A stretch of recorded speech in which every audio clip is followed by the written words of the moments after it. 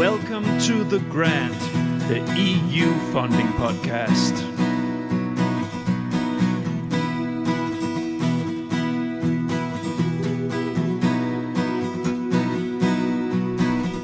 The Grant.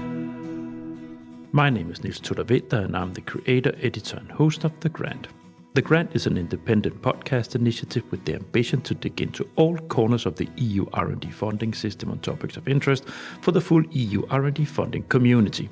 Everybody is keeping at minimum a left eye on the FP10 process, which is only natural because a lot of people and organizations are reliant on what the EU funding landscape will look like in the next funding period.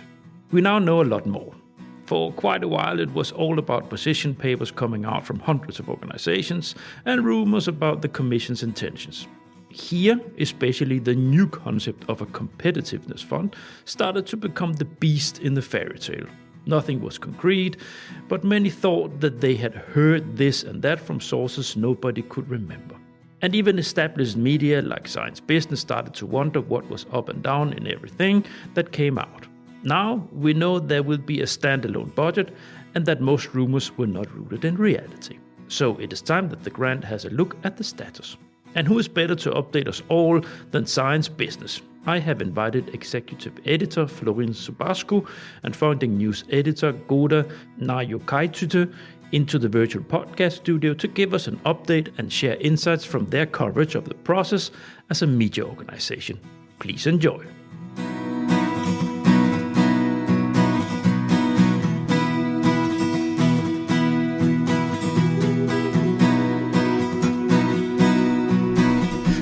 Grant. Welcome to The Grant, the EU funding podcast. Today we're going to talk about something that a lot of you out there, you are very invested in. The deep interest, because it's future money and it's future priorities of where things are going. And most of you listening have probably already, by these few sentences, guessed that we're going to talk about FP10 now. Welcome in, Goda, Florin. Hi. Hi. Great to be here. Nice to have you in from Science Business. Been looking forward to that. Now, before we do anything else, we will have to have you two dear people introduced here. So always, Florin, women's first. Goda, please. Hello. So my name is Goda Naujokaitytė. I'm a funding news editor at Science Business, and I work alongside Florin. I mainly produce our funding newswire, which is a newsletter that comes out every Tuesday and where we dig a little bit deeper, follow the money, and try to understand the inner workings of Europe's research systems. And Horizon is very much at the center of our work, as I'm sure Florin will explain. Yeah, thanks. Florin. Hi. Or Florin. Whatever, doesn't matter. Yeah. Hi, my name is Florin Zubascu. I'm executive editor at Science Business, and I'm coordinating our team of journalists who are covering research innovation policy and funding in Europe. And over the past few months, almost a year now, we've been busy figuring out what's going to happen with the EU's framework program for research and innovation. What's going to be its future after 2027? And I'm very happy to be here to discuss a bit about that and how we've been covering this topic this year.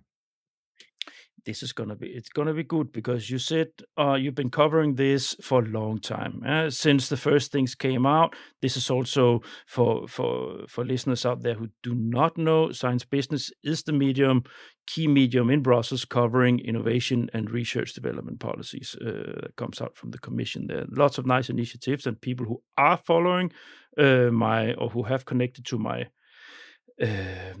email list for the podcast, they do now and then get a link to a story from Science Business, because you always have something that's quite related to what I do. So I always throw or sometimes put a story in there from you guys. So it's excellent. Very nice work you do. Congratulations. I appreciate that a lot. And that's also why you are very good guests to have in, to share a little bit about what has been the background for negotiations of where they are now, because this has been going on for a while now, right? And try to give the listeners an idea, and me, what are the dynamics? How do things? What's the state of play, and what are the different sort of tensions in the different sub-funding schemes, so to say, that will be included in the scheme?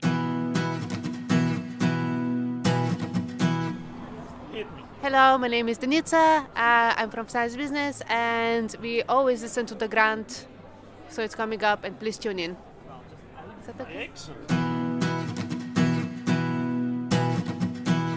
Flying?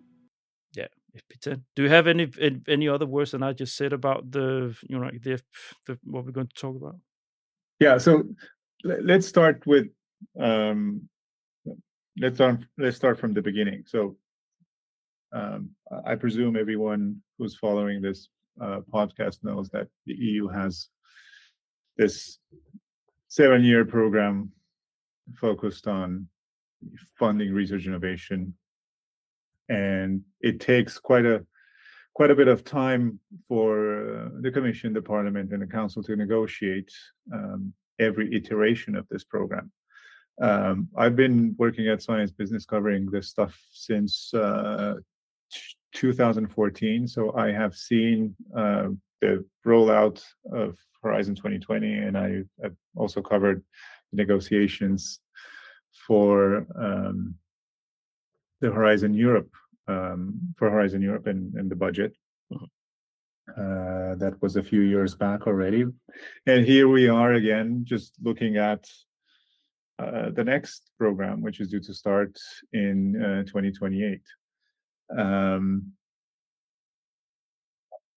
And well, this summer we've had the first step in the whole process. The first step happened. So the Commission presented its plan, a proposal to essentially double the budget for Horizon Europe under the next long-term, multi-annual framework program. Financial framework. Exactly. So this summer, the Commission has presented its proposal for Horizon Europe, which foresees a doubled budget, a nearly doubled budget. And yeah, we're looking forward to what's going to happen next in terms of negotiations, how the member states are going to respond. That's still a mystery. We have some clues as to what the Parliament thinks about it. But yeah, so what we've been doing over the past year or so, we've been looking at all the preliminary processes that led up to this proposal. So that includes the report by the Hater Group last year, all the various position papers by research lobbies all over Europe, who have been advocating for this budget, that budget, this line of financing, and so on. So there's a collection of wish lists already available, based on that, the Commission, based on that, and on the political requirements of the second von der Leyen Commission, we have a proposal. We have a proposal now, and well, the next step for us is just to look at how that proposal will be received in the Council, in the Parliament, and what kind of program we'll end up with in January 28.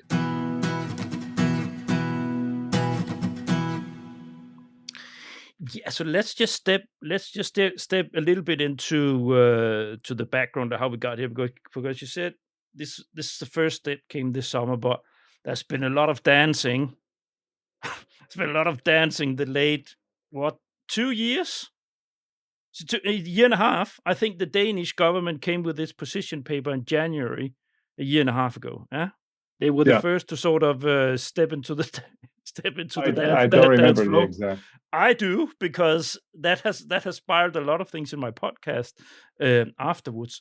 So, and then came a cacophony of position papers ever since, until a certain point, and then like all these processes behind. So you mentioned the HEATR report, and maybe can you share a little bit of what that report is? The Align, Accelerate, and Act report. Can you share a little bit with the listeners what that was, or what that is? Essentially, this was a group of people assembled by the European Commission.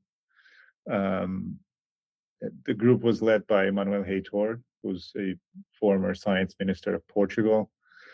So he chaired that group, and they spent a few months just looking at gathering feedback and looking at the state of play in terms of research innovation policy in Europe, and came up with a list of 12 recommendations. I'm not going to list them all now, but essentially they suggested that the new program is simpler, introduces new ways of funding science and innovation projects, and gives more power to or more influence to the people who actually benefit from this funding. That is, the scientists, the universities, the research institutes. Now, after so that paper was published, so they put all this into a report, and that was published last year in October, I believe, if I remember correctly.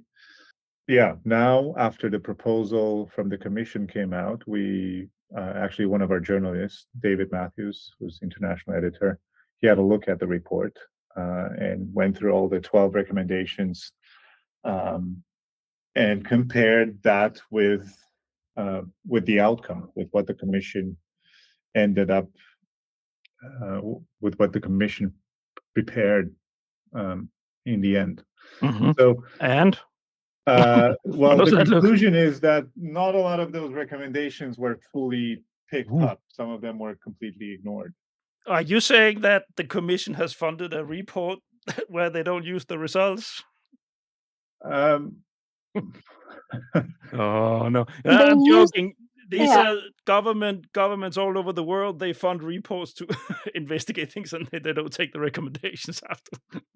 Yeah, but it could be. I mean, this stuff happens for lots of reasons. I mean, it's not unusual, and it happens for lots of reasons. It could be that just political priorities change, or the configuration of a certain political understanding falls through. Take your good ideas and pack them away. And is no longer valid. Elections happen, ideas change, contexts are being overhauled. So I'm not gonna.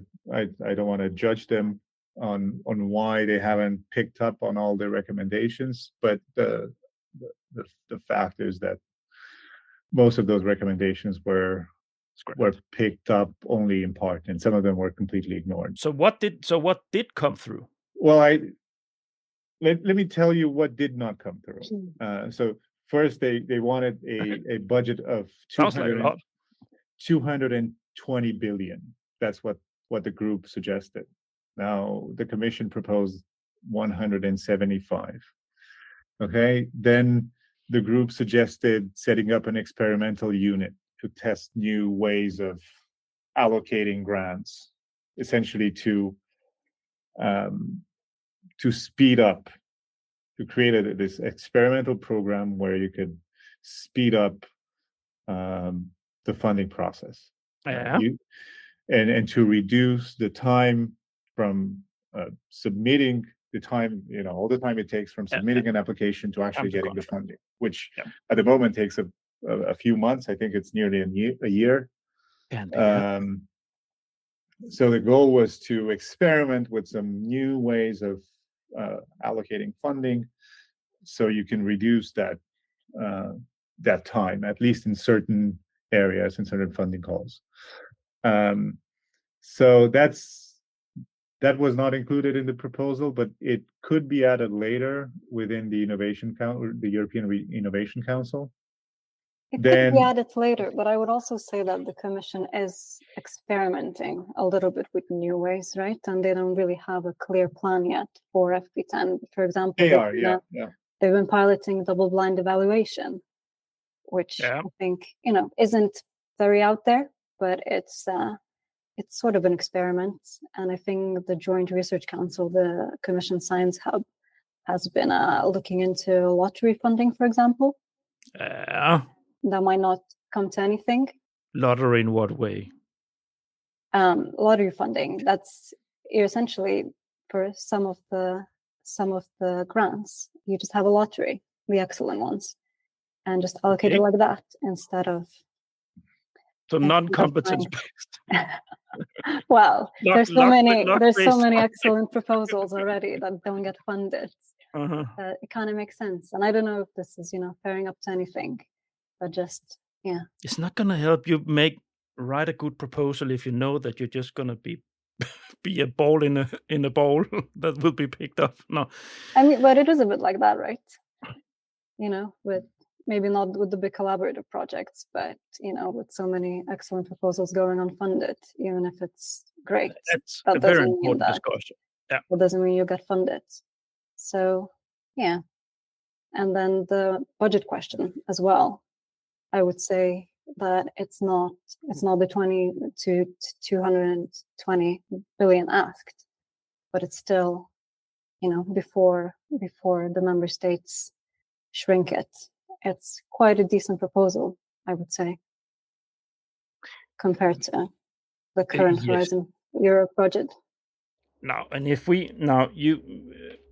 Florin, I don't know, Goda, how long you've been in this game, but these framework programs, there's always a certain logic in the build-up before a new framework program is supposed to be launched.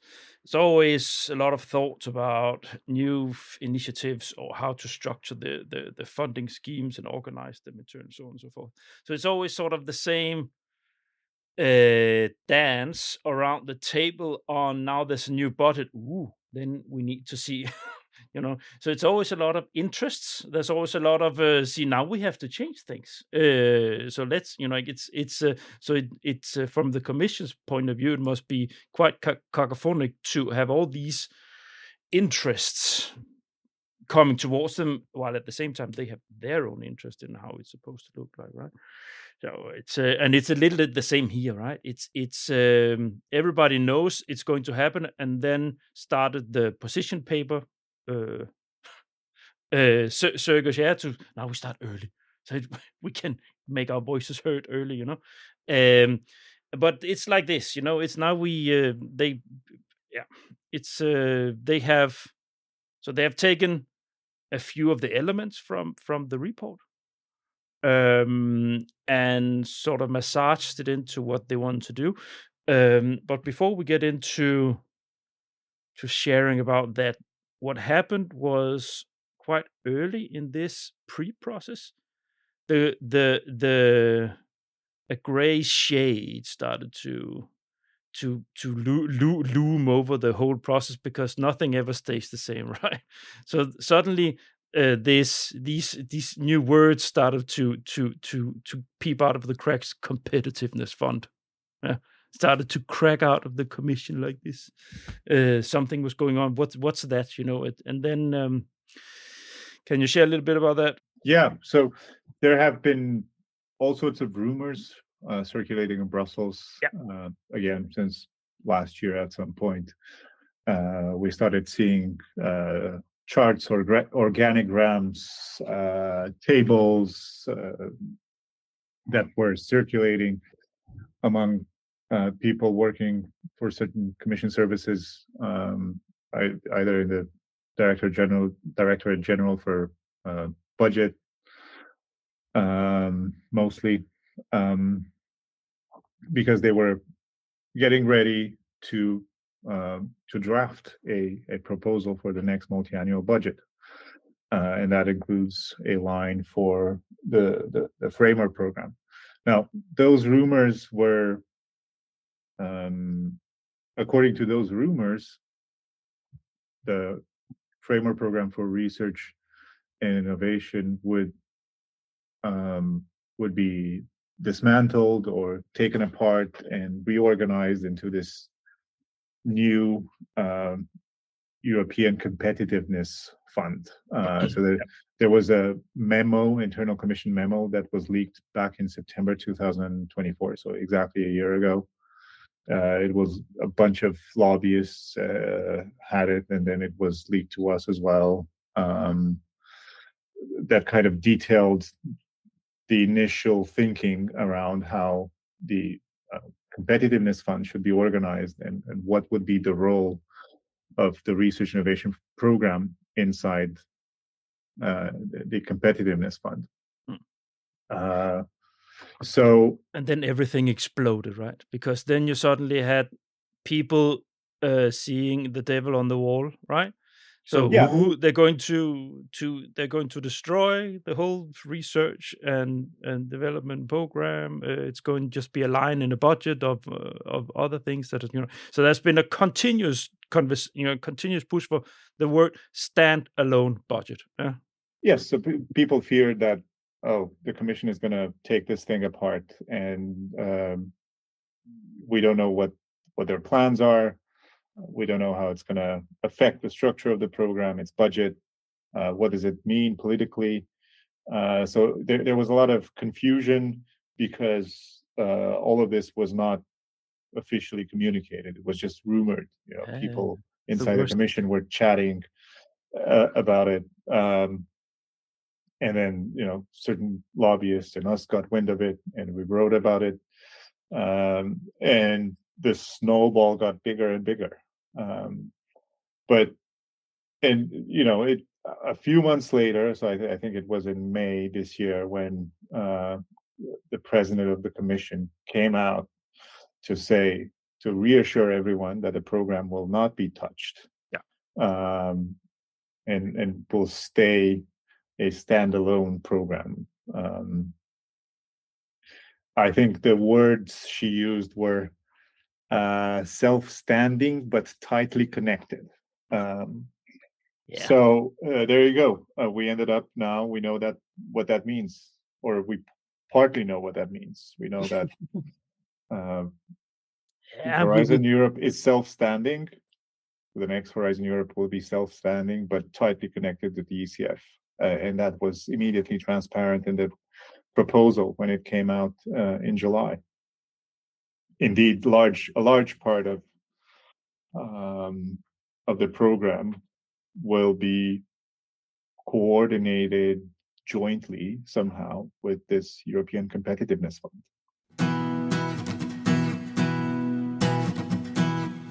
Looking for partners for upcoming EU funding calls?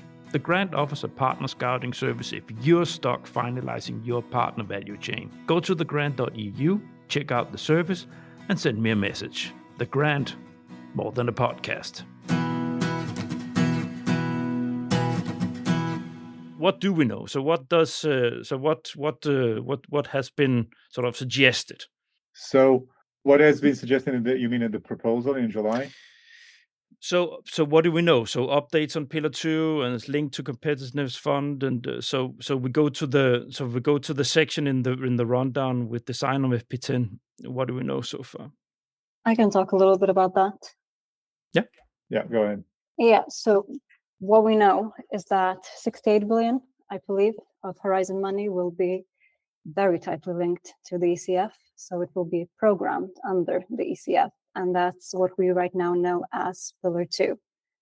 And it will be programmed under DCF along DCF's 4 policy windows, which I believe are clean transition, health, biotech, agriculture, natural sciences essentially, digital, and defense, of which in it there's also space. And just for the listeners here, I'm the listeners advocate here. So any abbreviations, anything. ECF, of course, is European Competitiveness Fund. the European Competitiveness Fund. So 4 policy windows, and within those windows, they will have work programs. And within those work programs for each policy window, as far as I understand, there's going to be a separate work program for research and innovation. So for what we right now know as Pillar 2 of Horizon Europe. So that's the structure. But I guess the big question is who gets to decide what goes in these work programs? Because obviously it's no longer just part of Horizon Europe. And the way I'm interpreting, at least, the ECF regulation is that there will be committees similar to the program committees right now that we have for Horizon Europe, which determine the calls. But they're a bit less clear, I think, judging from the proposal right now, at least, because there are 8 of them. There's a general one. There's one kind of for each policy window, but it's a general one. So kind of an overview. Looking at there's one for Horizon Europe as well, right? The general one that's kind of that's my ignorance.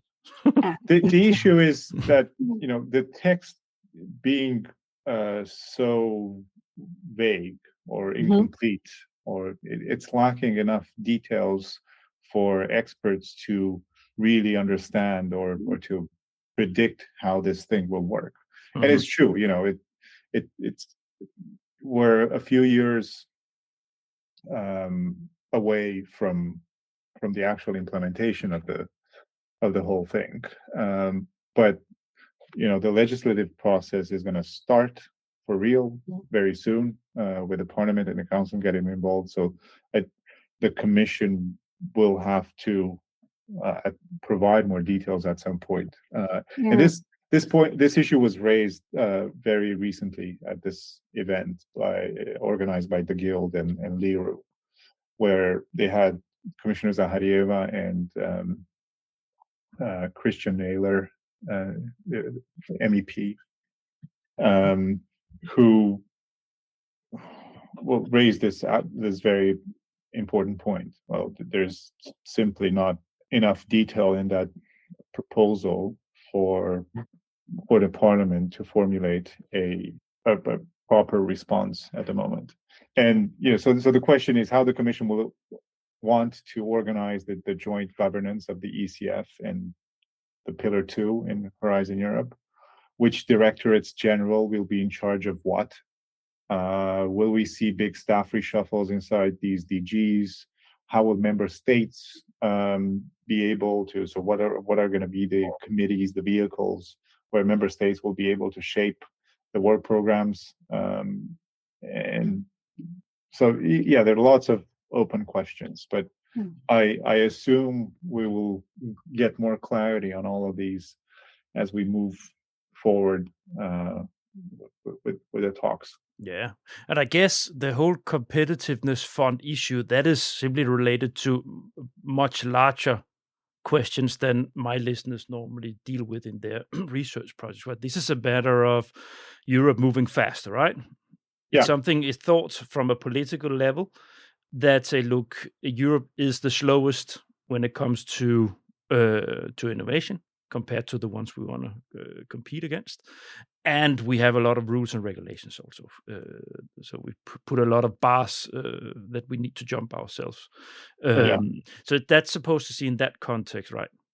It's something that I've been hearing for the past 12 years since I've been working in this field.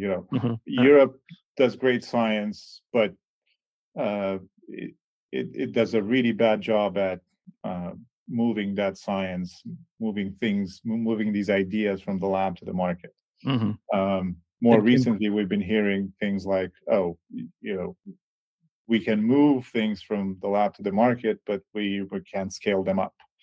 So when the time comes for a startup or a spin out from a European university to really scale up a product or a service, they move to the US because they don't have enough capital in Europe. And that's where the whole thing about the whole discussion around the Draghi report and all these high level reports recommending that the EU takes a more active role in nurturing and boosting investment in innovation, and ultimately it's a geopolitical game. The question is what's going to be the role of Europe in this new world order where the US and China are kind of engaging in this technological and military tussle. So are we going to get caught between the two, right? Or are we going to be able to really innovate and boost our industry in such a way that we remain competitive in the long term? And that's where research innovation comes in. Now, how do you shape the research innovation program to fit that bill? I don't know. It's a very complicated question. I guess that's what everyone in the research innovation bubble is trying to do at this point. Don't you think that what happened around COVID and the start of the Ukraine war is something where the Commission has showed something that it's not known for? It's shown that it was able to move fast with funding, decisions on funding and directing funding.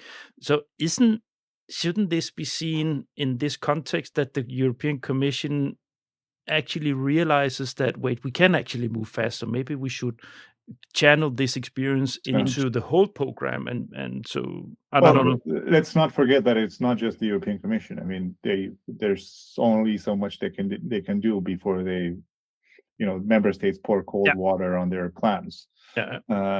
So that's a different discussion. So yes, it is possible to move faster. The EU has done a great job coordinating all sorts of things since the pandemic started and since the Ukraine war started. But again, coming back to my previous point, this is also a matter of a strategic decision. So which way will Europe go, and are all member states on board, or more, at least most of them? Anything else we need to cover in this corner here before we look a little bit about how it came to this? So political dynamics and so on, and some of the other discussions. Is there anything else we need to cover here? No, I don't know. I don't know. Goda. No, it's fine, I think. Yeah, and I think what people will be waiting for at the end of this episode is what's going to happen next. But that we will take in the end. That's going to be a cliffhanger. Now I help you a little bit out there with cliffhanger wise.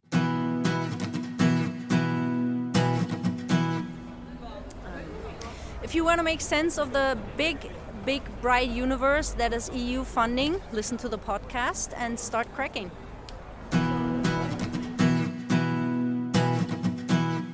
Let's go to the blog that we made here, Political Dynamics Inside the Commission. And don't worry, any Commission clerks sitting out there listening, we're not going to spill any beans. Don't worry, but we are going to talk a little bit about what is known about the internal dynamics. So, go, Florin, the relationship between the DGs and so on, and in the way of shaping it, the way. So how is this? Complicated question.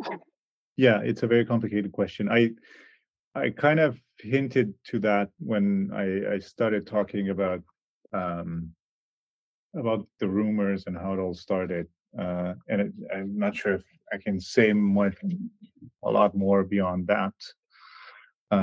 So I think that.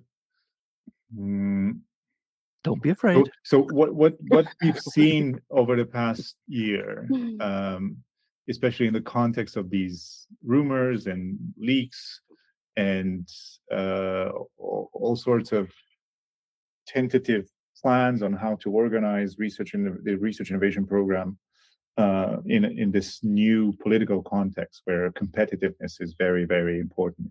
It sits at the top of the Commission's agenda. I think we could have all used a bit more transparency and more clarity from the Commission. we didn't. Obviously, when you hear rumors, which are confirmed, at least partially, in all sorts of leaks and documents that are being sent to lobbies or to the press, I think the one thing that became clear in that process was that even the Commission services among themselves were not really communicating.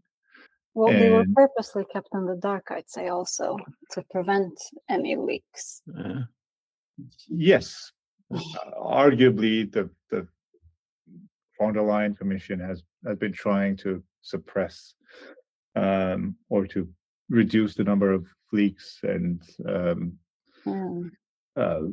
things that are shared with the press ahead of the official publication. But I don't think that's really worked because people are people. Yeah, it fueled so many rumors, and I think the day before we got the leaked proposal of FP10, I wrote a story, remember, with all the rumors that had been flying around about Horizon Europe. And the next day, reading the proposal, they all seemed ridiculous because it had just gotten so out of hand. And everyone thought that, there's not going to be a Horizon anymore. And, that came with that. And, just a day later, it all seemed so ridiculous. And I think that really showed, at least to me, how far the rumor machine had gotten and how little the Commission had done to stop it.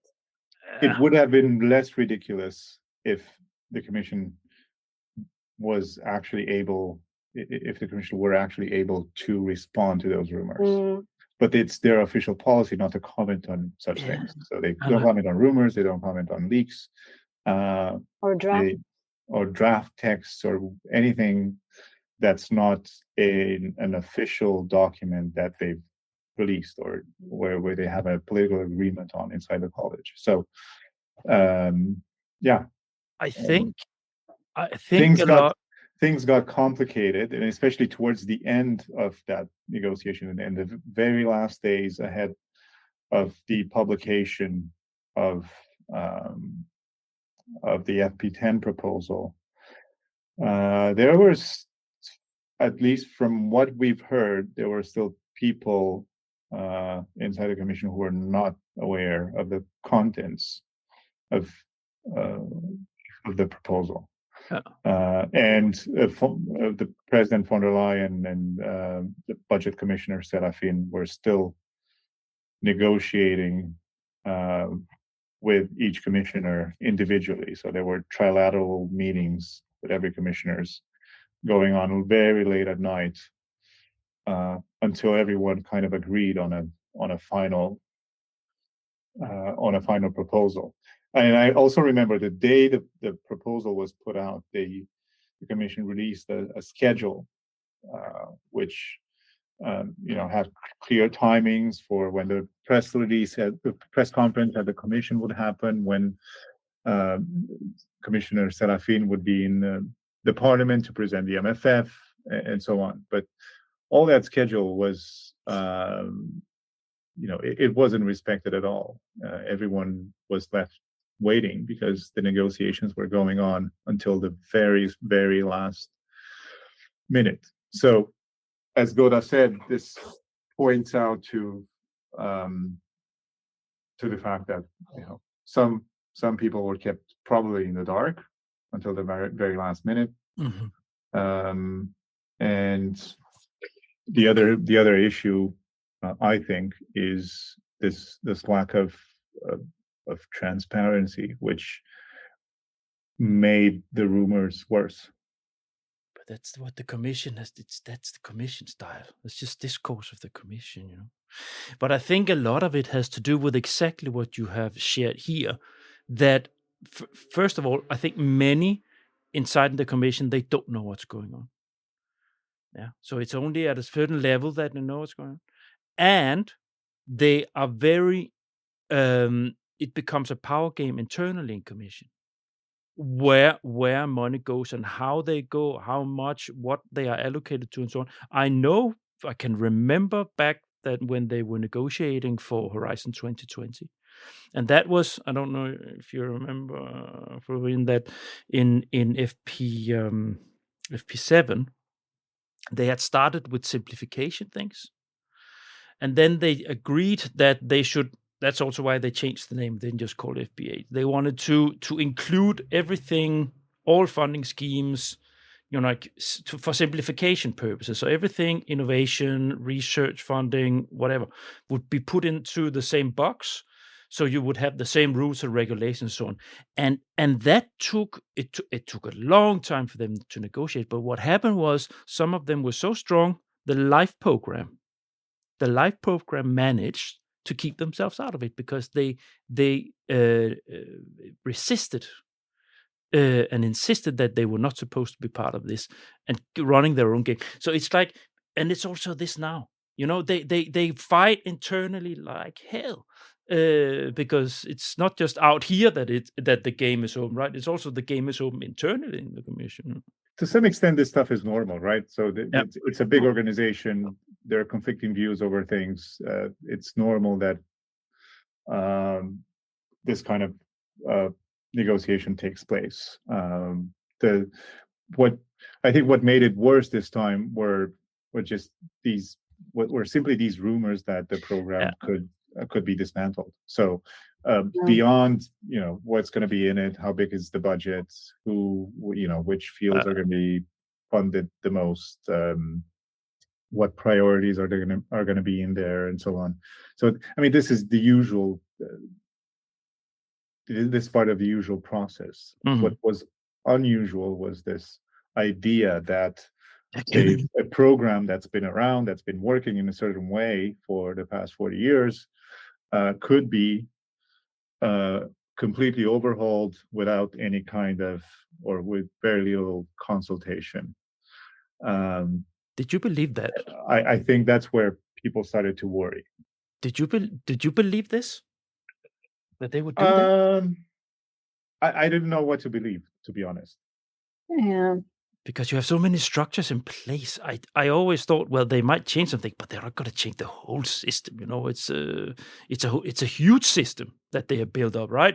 It's because it's not only internally, it's also the whole structure of information feeding in with all these committees. It's not just the program committees, all these structures with all the JUs and it's the whole system of getting information, right? To sort of that.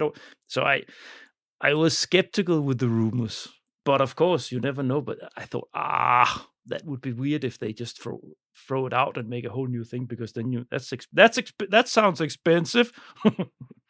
No, that sounds like an impossible task. I can imagine creating out of scratch a whole new framework for spending 200 billion on research. And the Commission has themselves been building up this whole system of getting this whole influence stream with getting the industry and academia into these JU systems and other systems that feed into them, and the whole program committee system, that how it's connected with the different DGs and so on and so forth. So but it's when rumors roll. Are there any dynamics here that we want to, that you know of, that made things difficult? Do you want to move on to the next block?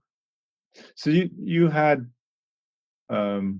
a point here about the balance between research independence and political control. Yeah.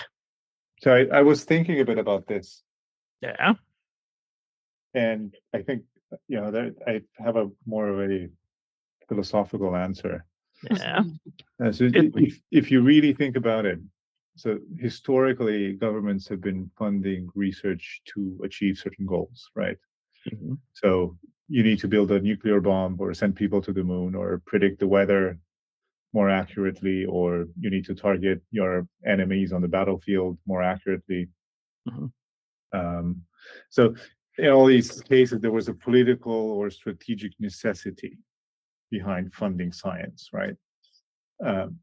So anyway, this is a personal opinion, because after the war in Ukraine started, and this whole debate around sanctioning Russia was kicked off, I started reading about the history of science. And I think it so happens that for nearly a century, right? So this strategic necessity behind funding science has overlapped with the values of liberal democracy, globalization, open circulation of ideas, right? So after World War II, at least, this has been the norm in the West. And we all liked it because it boosted scientific outputs, and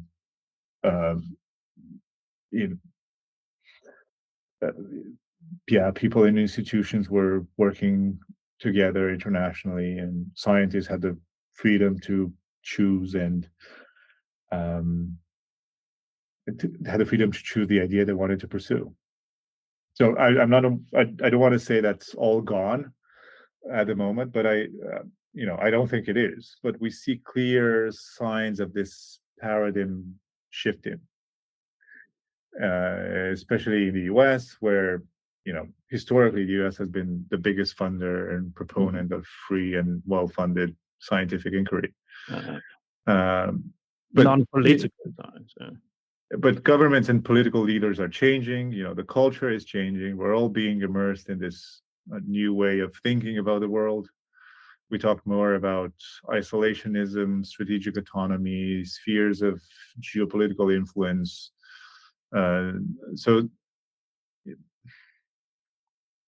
yeah, I think probably this shift might also become more visible in EU programs. It's possible that we might see more top-down action, more alignment between funding schemes, and more alignment between research policy and emerging political priorities.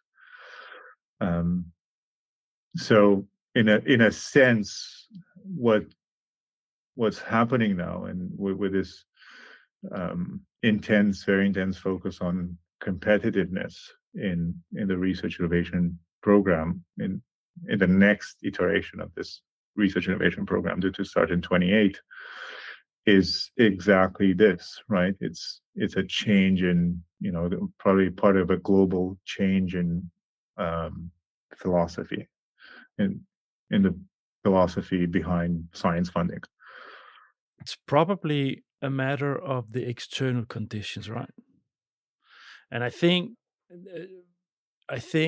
the realization about the intentions of Russia, it has shifted so many things, because what does it matter everything we do? What does it matter what we have built? What does it matter with organic food and no chemicals if we're going to be bombed to hell and be speaking Russian in 20 years? When it's so, you understand, it sort of, it shifts a little. So if we want to keep eating organic food and don't have chemicals in our clothes, then we have to take some of that and put into something that defends ourselves, because we're going to be eaten if we think we can run around in a nice liberal free paradise here when we have such adversaries at our door that exactly this is what they hate the most, and they are going to change that if they can. And then you also have your priorities shift, because it's money, right? It's taxpayers' money, all this. So of course it has a direct consequence eventually on priorities, but whether there's going to be a demand on what's going to be the research focus or a nudging, that's a good question. Because I don't think we will ever reach to a level of, it's not going to be political research, so to say, where it's going to be demanded. You can, it's not going to be planned economy. Soviet Union, you have to do this research. But they will allocate funding for what is available. I don't know. But it's a very interesting question and focus. I don't know, Goda, do you have any thoughts on that? I agree, and I think it makes sense in the current context, right, to have more top-down programming. But I do think that at the same time we're seeing in Horizon Europe, the fundamental research budget double as well. the ERC has also got more money, a lot more money. Yeah, and we don't know how top down is going to be, but yeah, the EIC is bottom up and has more money, partly bottom up. Sorry. So it's 68 billion for competitiveness and another 7.6 for society. Okay, so we got the 7.6 billion for society, which, from what I understand, according to the proposal, it's going to be bottom up. We also have lots of bottom up funding in the EIC, and then the ECF, for example, there's provisions in it that allow the Commission to launch fully bottom up calls. And these are calls that are not attached to any particular type of funding or any program. They might be in a particular industry, but they can also be completely open. So there is openness for just, gathering innovation from and knowledge from wherever it is. So I do think, I don't know, yes, we are moving towards this top-down model, but it does feel like in the proposal, the Commission is trying to give space for both. And it feels like it's trying to program a bit less, but maybe pool projects in portfolios more so. That is my feeling reading the proposal. Yeah, I don't know because I haven't read it. But what I can say is that it seems to be a move from, because back in the days with when they designed Horizon 2020, for instance, there was a move from smaller projects to bigger projects and focus on scale. And it does seem that there's a little bit more focus now on agility, money that can move fast, or it doesn't necessarily have to be big. It's just the impression I get from the things that comes out. Yeah, there is a big focus on agility, and even I think the work programs from what we've seen, the drafts from 2026 and 2027 of Horizon Europe, so the current program, they're already trying to be less prescriptive in their calls, the Commission, and they're trying to have more two-stage calls. So in the first stage there might be more kind of diverse proposals, and then they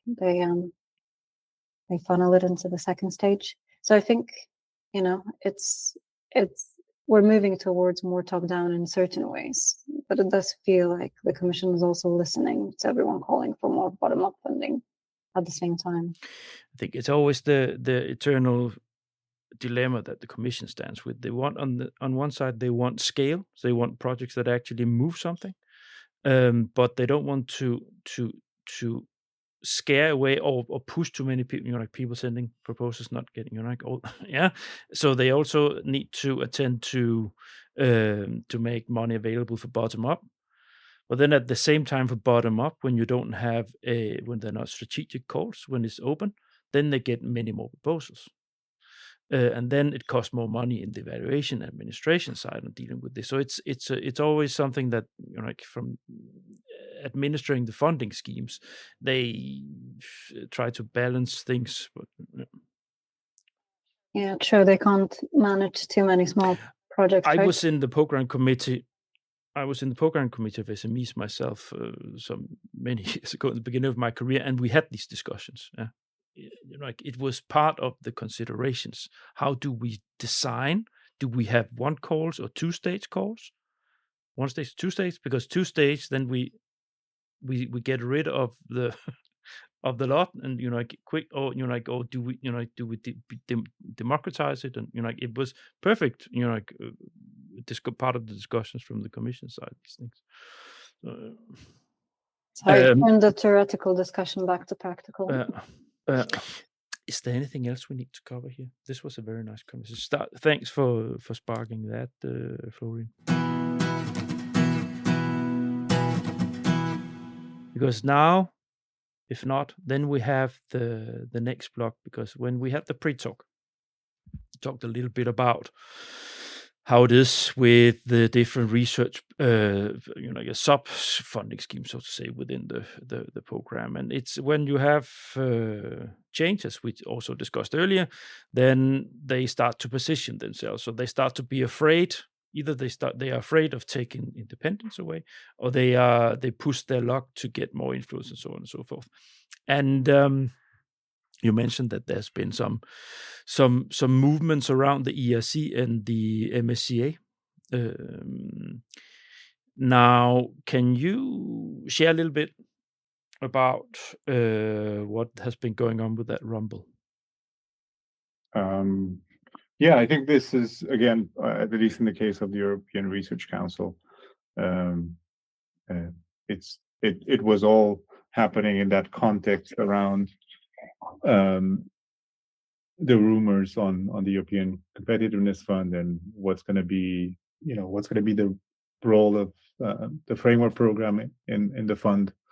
And at some point, the president of the European Research Council, precisely because there was a lot of confusion and uncertainty, she wrote a letter where she asked that the ERC Scientific Council gets a permanent standalone structure inside the framework program, but it would have its own regulation, and it would be more independent slightly more independent from the Commission than it is now. If I remember correctly, at the time, the president of the ERC said in her letter that, in the absence of concrete details on how the Competitiveness Fund and the framework program will be interconnected, the ERC just wanted to be proactive and, come up with its own proposal on how they think the ERC should be organized after 2027. I don't know if that letter ever got an answer.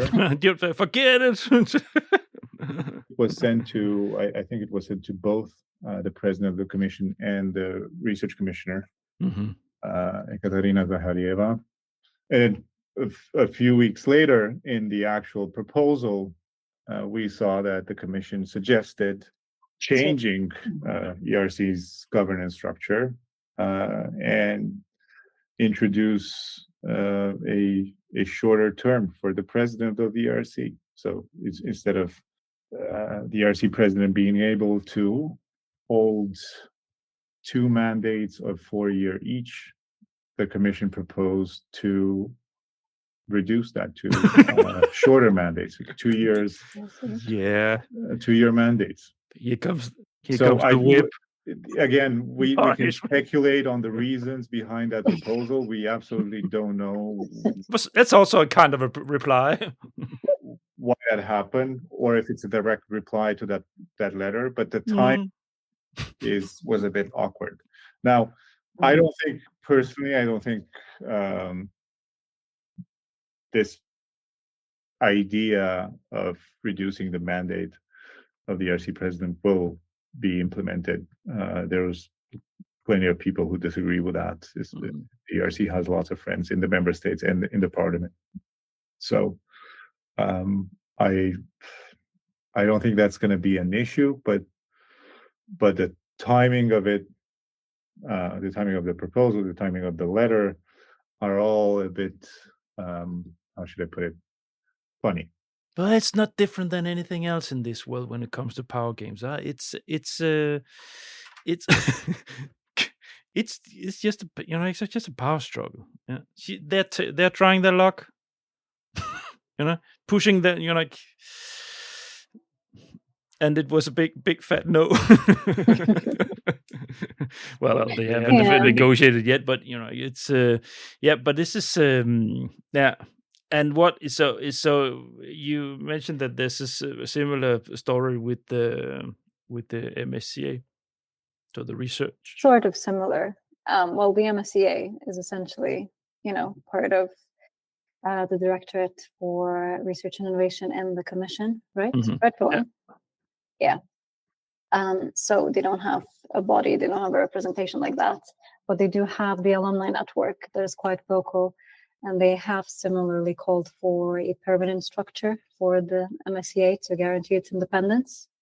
And I think they reiterated the call actually just now with another statement in which they also called for 25 billion in funding in the next Horizon Europe, even though the proposal only suggests 10 billion right now for them. So I think, they don't seem happy with the current proposal on the table. And I guess that's even more of a stretch for the MSCA than it is for the ERC. But actually, this made me think, the EIC and ISMEA, the agency that runs the EIC, they've also wanted more independence from the Commission at points, right? And Christian Ehler, the member of the European Parliament, has campaigned for that. So it is a thing that everyone seems to want to get away. Have you got sources from these places that, of course you can say names, but have you got, something where you can say that their requests could be legitimate? Is there something in this where you say that you can say, okay, that would actually make sense if they gained more autonomy? Or is it just a power struggle? I think it's more of I don't know, Florin. Do you think it's a power struggle or anything else? I don't know. It's hard to say. It's again,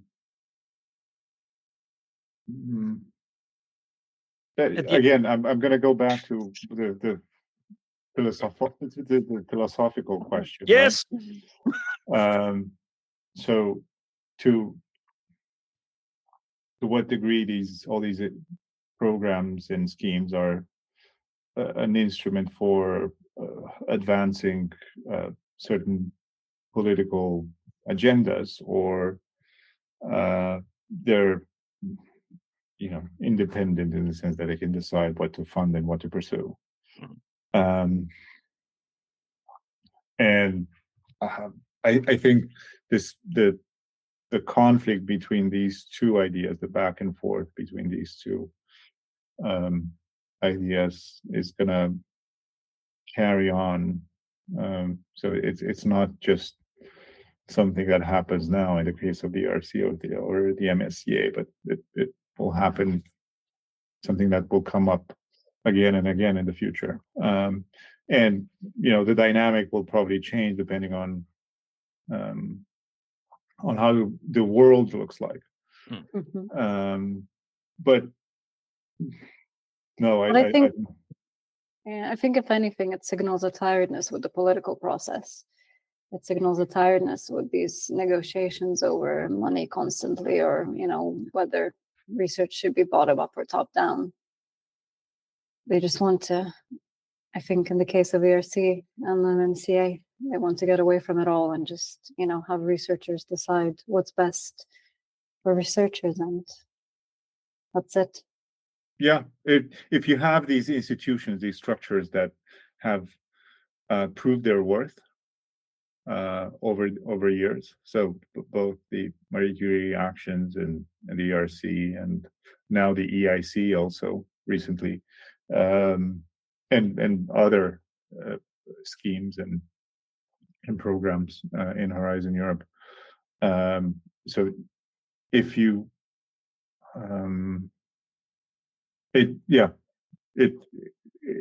it could make sense for some of these structures to want more or to pursue more stability, more long-term certainty. But again, in a sense, that already happens because the budget is the EU budget is a 7-year budget, so there's plenty of time to implement lots of things. Nobody's going to slash the ERC and the MSCA. No, that's not the question. Exactly. But it's all this back and forth between the MSCA and the ERC on one side and the Commission on the other side is signals it could probably signal some sort of power struggles, but we don't know. At the end of the day, right? It's a matter of how well are they administrating the funding towards the applicants. Yeah, the beneficiaries. I get, and you know what? Whatever they think they struggle with in their day-to-day life, what people care about, us out here on the other side, is: are you effectively administrating a good funding scheme that is clear, transparent, and effective. That's what we care about on the other side. Whatever, yeah. And they would probably, it's going to be much better. But you know what? I don't think it's going to be much different from the other side. And actually, there's always a danger when you when you start to granulate things, then they can start to make their own rules on how to approach their specific funding schemes, and then you have it again. Then you go away from what was the tendency, what has been pushed for a decade, to make it the same, so people understand, okay, this is a funding scheme from the European Commission, and this is how it works. These are the rules, and this is how I apply on the online platform. I upload a document. You don't want to. The horror scenario was live program back in the days, compared to the framework program, where you would upload a Word document, a PDF document in the Horizon. But in a live, you would have to fit in blocks, little online boxes with your proposal. It was horrible. They insisted it was supposed to be like, it's not like that anymore. But it was still, yeah. On that note, it's just power structure. But it just gives a good insight. Thanks on what's going on there behind the walls. Are you stuck finding a consortium preparing a proposal for a specific EU funding call? Well, based on my 17 years of EU funding scouting experience, the grant now offers a proposal scouting service helping you to find proposals under preparation for the calls you want to join. Go to thegrant.eu, check out the service, and send me a message. The Grant, more than a podcast. Now we are moving on to the cliffhanger. What's next? So where are we with that? What's coming up? Well, what's coming up is a nearly 3-year-long haggle between member states, between the Council and the Parliament.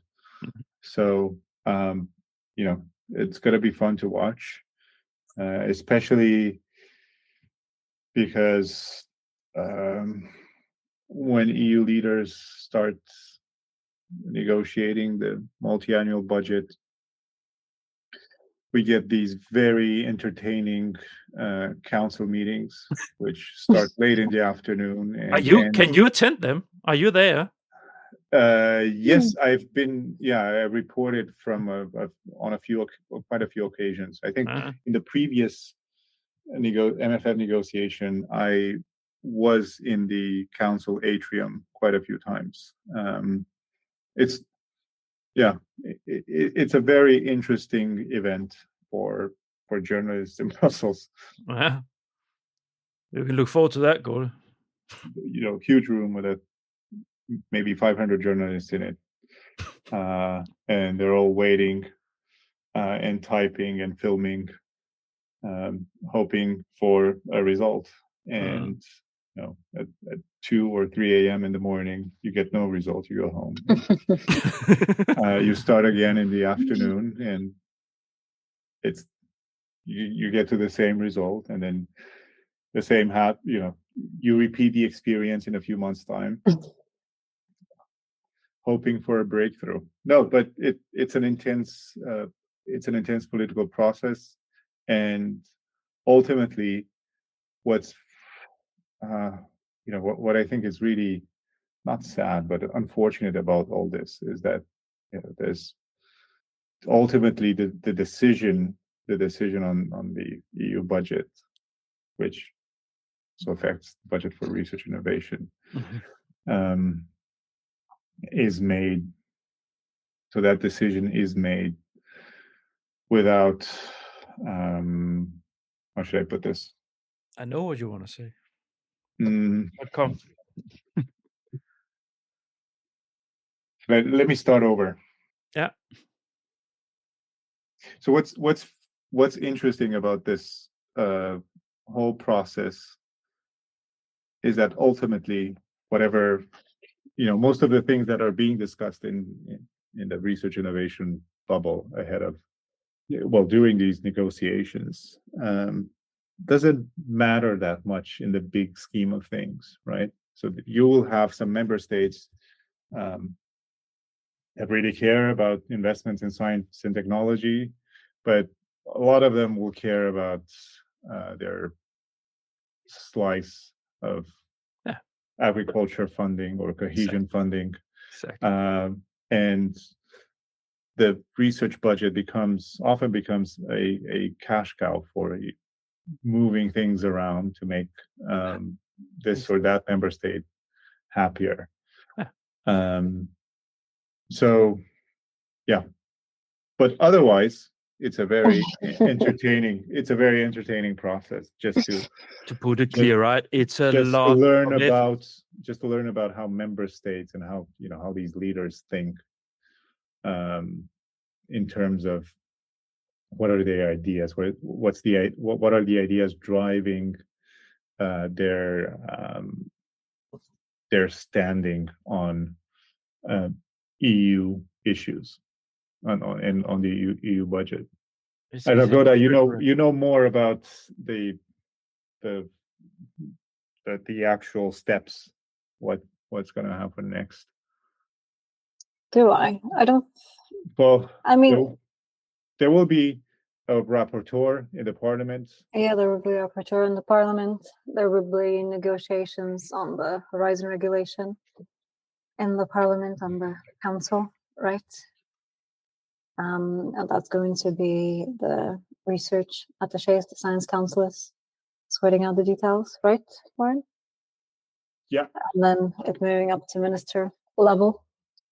So all that is happening in parallel as the budget discussion is being led by heads of state and I guess finance ministers as well, right? Yeah. So I do think it matters, but yeah, at the end, if Horizon Europe shrinks to a fraction of what the Commission proposed, then all of these details of the program will look very different, right? Because you can plan a massive competitiveness fund, but if its budget gets slashed in half, suddenly you have to think very differently and prioritize. So we'll see. And this happens. And that's the thing. And Florin, I agree so much, because it's always like this. They've been going on. It's been a year and a half now, right? It's going to continue for years. And then when they have to do the final negotiations of the overall budget, that's exactly that.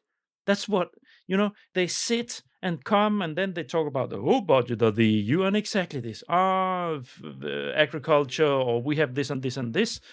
And then things that has been prepared in detail for such a long time. It's just, now your budget is cut. We cut a fourth away. So basically eliminated some of the structures you have been sitting and negotiating and like over years finding a way how to.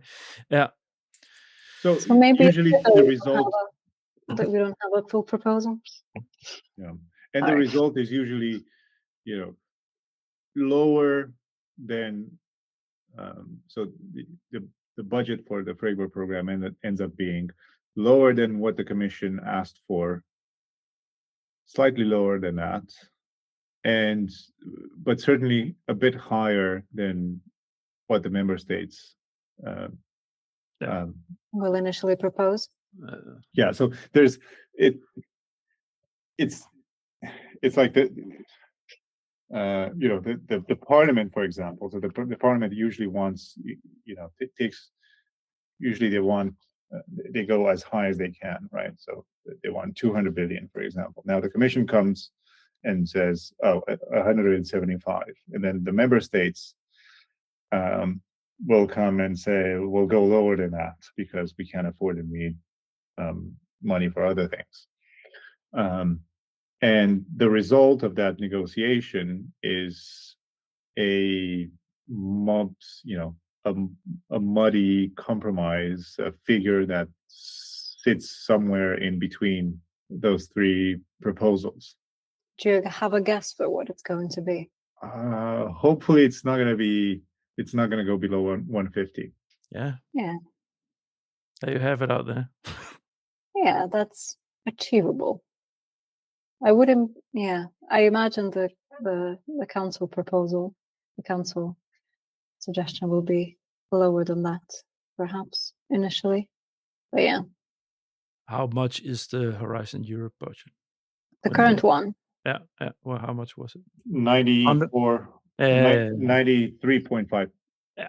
So I think this is what I also has been touching upon in previous episodes when talking about this. Actually, the Commission does, and the member states over the years have shown commitment to continuously raise the funding for research and innovation. That we must, no matter all what we've been talking about today, like all the battles, all the whatever, they have been raising the budget continuously, and exactly in a time where we look across the pond and see that research environment in America that will be suddenly looking for a place where they continue research they can't do anymore there, then Europe is going to be a nice place to do that. Yeah. It's not only do member states reach out, France, come here, we have a nice funding. But also no, Denmark, a lot of Americans, so there will come more Americans. So it's a totally different subject. Thanks. Hello, my name is Chiara Liguori. I've been listening to the podcast for half a year, but I invite you all to listen to it as well. Reflections? Is there anything? Here in the rundown is evolution of revolution, but maybe more. So, did you dot anything down on reflections? No, I think a lot of this stuff has been mentioned already along the way, right? I don't know what to say here. No, it's okay. So come Goda. No, I was going to say that perhaps I do think the Commission is still sort of promising this revolution, right? This competitiveness revolution. But what is on the table does feel like an evolution, even if at this stage it's missing a lot of detail on how, some of the important stuff as well. How will it simplify the program? We don't actually know that, besides introducing even more lump sum funding. So it feels like what is on the table is very much an evolution, especially compared to what those rumors had suggested before the summer. What should the research community watch out for in the near future, in the next 6, 7, 8 months? I think they should pay attention to what's going on in the member states. What's the mood in the offices of EU finance ministers, and how maybe they can try to figure out whether there's enough political commitment to in the member states to really come out of this process in a couple of years with a strong budget, with a strong program. Are you covering that? Yeah, we're going to try to. It's difficult, huh? To cover the entire process of the whole negotiation, the position of the Parliament, the position of the Council, different disagreements among member states.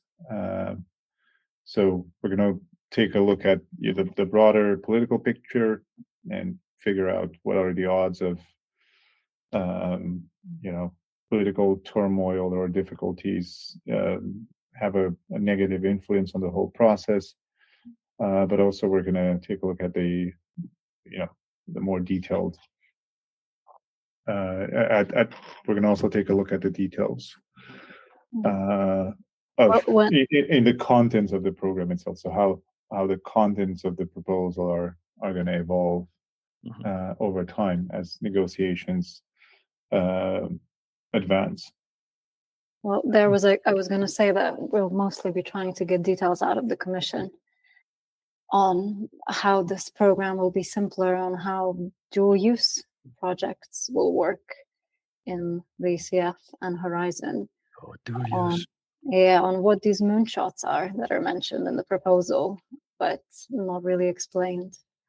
There's plenty more to talk about than just money. But the hard part, I think, is going to be getting answers out of the Commission, like we discussed in the beginning. They're the ones with a plan, and they're also the ones who know how all of this will look in practice, right? No one else does. But they're not very talkative these days. Now, I would have loved to have a Commission representative in this podcast once in a while, but they don't want to come in my podcast. That's very weird. But eventually I will get a Commission representative commenting something. But no, I know. So from following your stream and following your platform, I know that you'll be covering this very well. So you've already done a great job. So congratulations with that. And I know many of my listeners think the same thing. So thanks for the work you do on that. I just had an idea. I think we should agree to meet in a year's time to have the same program. See what's changed. And then, so where are we? Would you like to do that? Yeah, that might be a very different conversation. Yeah, for sure. So it's going to be a while before FP10 is out, right? So we have some years where we can. So it's just touch base. Sometimes next in 11, 12 months from now, and see where are we now. That would be a nice gimmick, a nice thing to do. So hope you would like to do that. The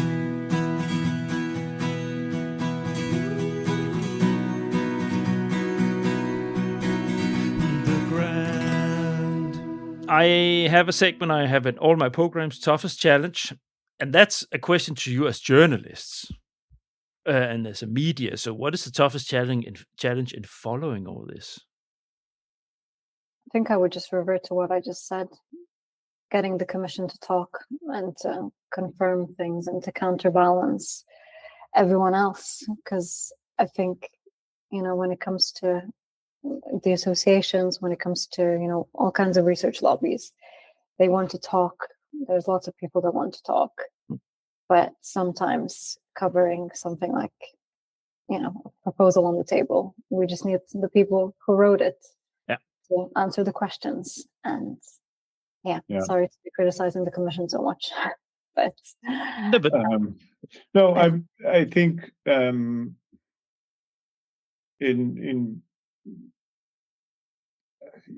think it could be the spokesperson service does. They do their best of course. To answer questions. It's one annoying thing is that their official policy is not commenting on rumors and leaks and drafts, which is understandable to some extent, but on the other hand, it lets people and their imagination run wild with rumors. So that could be avoided in a way. And probably the toughest challenge is keeping track of everything. It's a big program. It has many components. There are lots of stakeholders involved. A bunch of MEPs who take an interest in it, and plethora of lobby groups also working actively on this issue. So it's a complex topic. So we rely a lot on the experts that are willing and available to comment, to explain, and to share a bit their expertise with a broader audience, so that really this what we do can be actually useful to as many people as possible.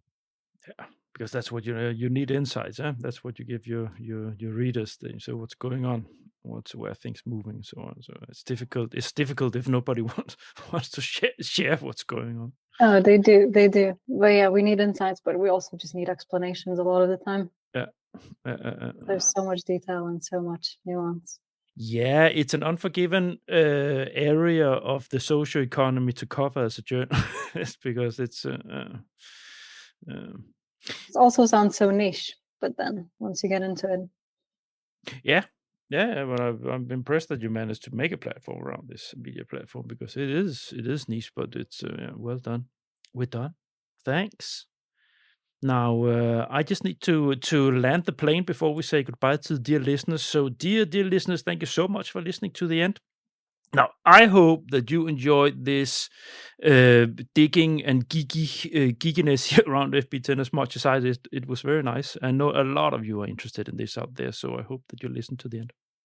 Now, if you like this, and it's the first time you listen to The Grant, I have a treat for you. I have almost 200 episodes on my platform. So if you go to thegrant.eu, they're not all on FP10, but there's a lot of content in there on my platform. So if you go to my platform, thegrant.eu, and go to Podcast Universe, you'll find buttons, you'll find categories there. So I have categorized things a little bit. So if you are Erasmus Plus interested, you can find things there. If you are interested in SMEs or in coordinating stuff and so on. So it's all categorized. Go in there, check it out. And when you go there and say, wow, this is so cool, you should go down to the bottom of each site. I have an online form to submit and get on board my email list. This is the way to support a humble, independent podcaster. So thanks in advance for that. And finally, of course, connect with me on LinkedIn. This is where the fun happens. This is where the flow is. So Niels Tudor-Winther, I'm the only person in the world with this name.